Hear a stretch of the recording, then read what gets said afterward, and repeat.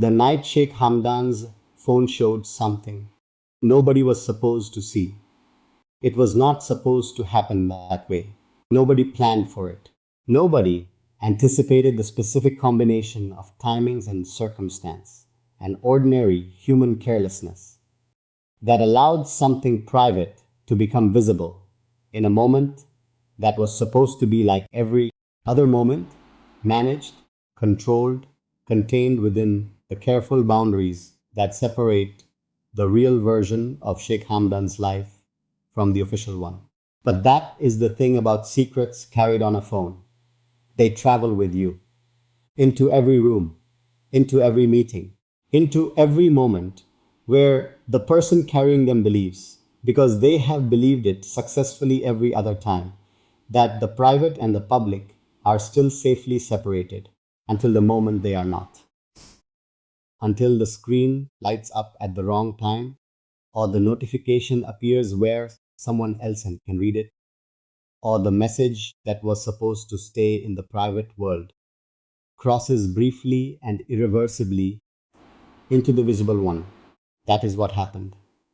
And the night it happened changed the direction of things in ways that nobody in that room had been prepared for. To understand the significance of what was seen, you have to understand how carefully Hamdan had always kept the separation. The private life and the public life of a man in his position do not coexist naturally. They require active maintenance, constant management, a vigilance that has to be sustained, not just in the obvious moments, but in the small ones. The transitions between contexts, the ordinary moments of daily life that most people move through without thinking, because most people do not have two entirely separate lives that must be kept from touching. Hamdan had been managing that separation for years, with the practiced efficiency of someone for whom the cost of a breach was not abstract but specific and known. He understood what visibility meant, understood what happened when the private crossed into the public, without the buffer of management and control that the official story required. He had kept the line carefully until that night. The phone was not left somewhere careless. He was not negligent in the way that the word negligent is usually used. It was simply a moment, an ordinary moment, the kind that happens to every person, regardless of how carefully they manage their life, where something moved faster than the management did. A notification, a name, a message that contained enough of what it was about in the preview that appeared on the screen for someone nearby to understand, in the fraction of a second before it disappeared, that what they had just seen was not something they were supposed to have seen. The fraction of a second was enough. It always is. The human mind processes meaning with a speed that makes the management of visibility genuinely difficult at the margins where ordinary life and secret life come closest to each other. The person who saw it was not looking for it. That is the detail that matters most in terms of understanding what happened and why. This was not surveillance, not an intentional breach by someone who had been trying to find what they eventually found. It was proximity and timing and the random unluckiness that visits everyone eventually when they are carrying something significant in a world that does not always cooperate with the maintenance of significant secrets. The person was simply there, at the wrong moment, from Hamdan's perspective. At the moment when the phone showed the thing it was not supposed to show. And they saw it. And the seeing was immediate and complete, and not something that could be walked back by any amount of subsequent management. What was on the phone was a message from her, the woman who existed in the private chapter of his life that the official story had no record of. The message itself, its content, its tone, the specific words it contained, is not something that has been shared outside the very small circle of people who know this story in detail. But the context of it was visible in the preview, enough to establish, for the person who saw it, that there was a relationship, a real and ongoing one, a relationship that the official version of Sheikh Hamdan's life had made no mention of, and that the palace had been working to keep exactly as invisible as it had managed to keep it until that moment. The aftermath of the seeing unfolded the way these things always unfold in environments where everyone understands the stakes of what has just happened. Not with drama, not with confrontation or accusation or any of the visible, manageable forms that a crisis takes when the people involved are ordinary people with ordinary relationships to consequence, with a quiet that was its own kind of alarm. The person who had seen processed what they had seen.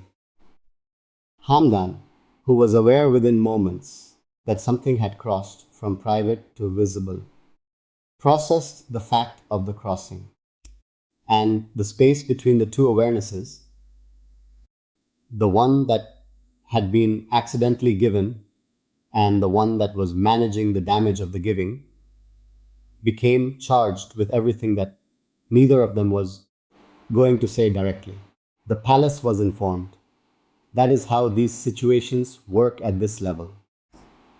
When something breaks through the containment, when the private life creates a visibility that the official story has not sanctioned, the institution that manages the official story is brought in, not to help, not to offer the person at the center of the breach any form of support that takes their experience as its primary concern, but to assess the damage and determine the response.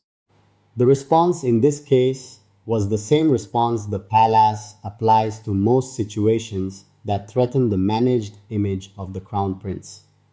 Quiet, efficient, thorough. The situation was addressed in the way situations are addressed when the primary goal is containment rather than understanding. And the woman on the other end of the message that had briefly been visible, without having done anything except send a message to a person she had every reason to believe she was in a relationship, we, we became part of the containment rather than part of the conversation. Hamdan carried the aftermath in his poetry, the way he carries everything. The poems from the period following that night have a quality of heightened guardedness in them, a pulling back that is different from the natural privacy of his previous work. Not just private, but actively protected. The words building a distance between the feeling and the reader that had not always been so deliberately constructed before. The poetry of a man who has been reminded, at very close range, of the cost of the gap between the private life and the managed one, who is writing from inside a tightened perimeter, who has not stopped feeling, but has become more careful about what the feeling is allowed to look like when it reaches the page. The night his phone showed something nobody was supposed to see ended the way those nights always end for him, with the public version of his life continuing without visible interruption, with the official story absorbing the breach and closing around it, and presenting the same composed surface to the world that it had always presented. And with something changed underneath all of that, something tighter, something more walled, something that the people closest to him noticed in the weeks that followed without having been told what had happened to produce it. The phone screen went dark. The moment passed. The management did its work. And Hamdan added one more thing to the private archive of the life that the official version has never been authorized to show. Subscribe to this channel and hit the bell. Every week, I bring you the real story of Sheikh Hamdan. The moments that were never supposed to happen, the nights that changed things quietly and permanently, and the truth that survives even the most thorough attempts to contain it.